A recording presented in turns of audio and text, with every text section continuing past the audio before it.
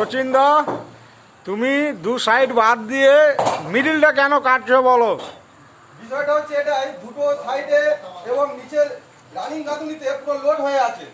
Load হয়ে থাকার জন্য আমি যদি ওখান থেকে ভেঙে গোড়ার দিকে যাই, কলমের দিকে আঘাত হতে পারে, জার্কিং হতে পারে। সেই কারণে আমরা মাঝখান থেকে এটাকে আস্তে আস্তে দুটো পার্টকে ডিসকানেকশন করে দিচ্ছি। ডিসকানেকশন করে দিলে এবার কি হবে, এর যে ভাইব্রেট হবে, এই ভাইব্রেটটা কলমের দিকে যাবে না। এর জন্য আমি ছোট মেশিন দিয়ে, যাতে এর ভাইব্রেটটা কম হয়, ছোট মেশিন দিয়ে আমরা এটাকে ক্লিয়ার করে নিচ্ছি। নিলে এবার এর ইটের মধ্যে যে ভাঁজ আছে, প্রত্যেক ভাঁজে ভাঁজে মারবো। এবার তারপরে উপর থেকে খুলতে খুলতে নিচের দিকে চলে আসবো। কারণ এতে কি হবে, কলমের যে ভাইব্রেট হওয়ার কথা সেটা হবে না। তাই জন্য আমরা মাঝখান থেকে এটাকে গ্রুপ কাটলাম। আর আরেকটা কথা, যে ওইটা খোলার পরে এই স্টেপ থেকে গেলে এটা কলমের এদিকে চলে যাবো, কলমের কোনো ক্ষতি হবে না। এদিকেও চলে যাবো, কলমের কোনো ক্ষতি হবে না। কিন্তু কলম থেকে যদি ধরি, কলমের যে জার্কিং হবে তাতে কলমের ওখানে ছিলে যেতে পারে বা কোনো গুটি কাটতে পারে এর মতো।